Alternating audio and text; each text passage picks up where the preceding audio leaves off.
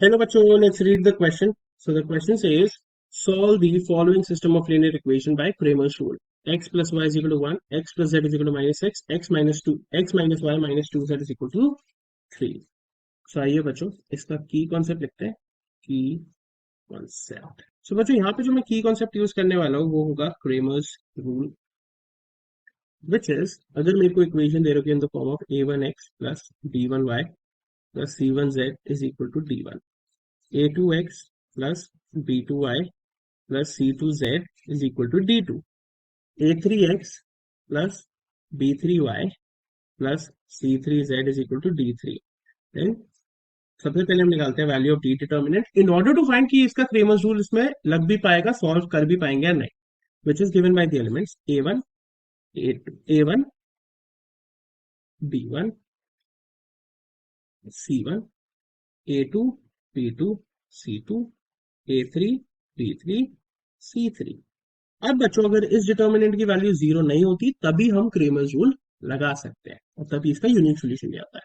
X Y और Z की value determine करने के लिए अलग तीन डिटर्मिनेंट निकालने पड़ते हैं, dx dy dz. तो dx देते हैं बच्चों हम किन किन एलिमेंट से, d1 b1 c1 d2 b2 c2 c2, right, and d3 b3 c3.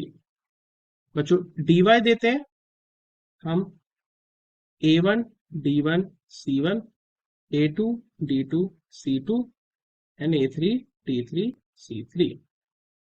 Then बच्चों dz देते हैं हम a1 b1 d1 a2 b2 d2 and a3 b3 d3. अब बच्चों हमने ये चारों डिटर्मिनेंट निकाल ली, d dx dy dz. x हम डिटरमाइन करते हैं dx अपॉन d से, y हम डिटरमाइन करते हैं बच्चों dy अपॉन d से, और z हम डिटरमाइन करते हैं dz अपॉन d से. x y और z की वैल्यूज आती है, हमारा क्वेश्चन हो जाता है फिनिश. अब बच्चों यहाँ पे हमें तीन इक्वेशंस दे रखी हैं, तीनों को लिख लेते हैं. ठीक है, सबसे पहली इक्वेशन दे रखी है x plus Y is equal to 1, दूसरी है x plus Z is equal to minus 6, तीसरी है बच्चों x minus Y minus 2z is equal to 3. अब देखिए बच्चों a1 x का coefficient which is 1, b1 y का coefficient that is 1, c1 z का कोएफिशिएंट, z इस पहली इक्वेशन में है नहीं तो ऑब्वियसली 0 होगा, and d1 is equal to 1. वैसे ही दूसरी इक्वेशन में a2 is equal to 1, b2 is equal to 0, c2 is equal to 1 and d2 is equal to minus 6. तीसरी इक्वेशन में बच्चों a3 is equal to 1, b3 is equal to minus 1, c3 is equal to minus 2 and d3 is equal to 3, right. अब बच्चों निकालिए determinant d की वैल्यू which is given by the elements a1 b1 c1 a2 b2 c2 and a3 b3 c3. तो लिख दीजिए elements 1 1 0 1 0 1 and 1 minus 1 minus 2 equal to 1 multiply में minus 2 multiply by 0 0 तो 0 प्लस 1 यहाँ पे, फिर माइनस 1 मल्टीप्लाई में minus 2 minus 1. So this equal to 1 multiply में 1 minus 1 multiply में minus 3. So d is equal to यहाँ पे हो जाएगा बच्चों 4.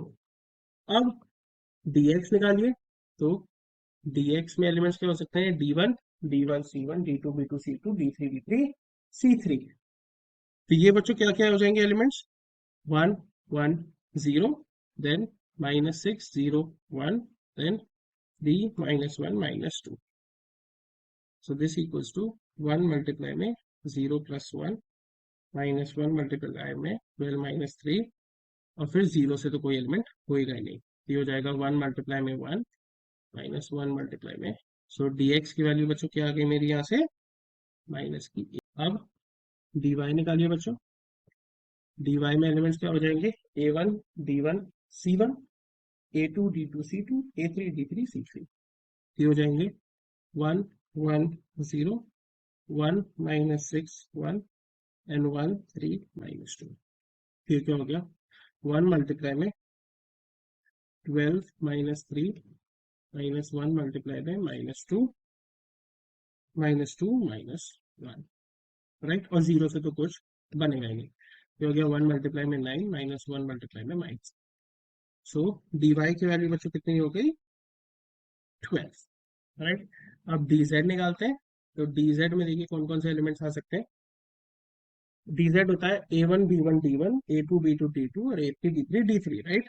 ये आ जाएंगे 1 1 1, देन 1 0 -6, देन 1 -1 एंड 3।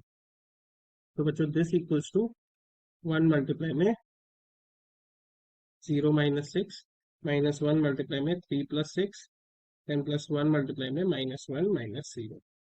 सो ये हो गया बच्चों माइनस का 16। अब हमें डिटरमाइन करना है एक्स वाई और जेड, राइट।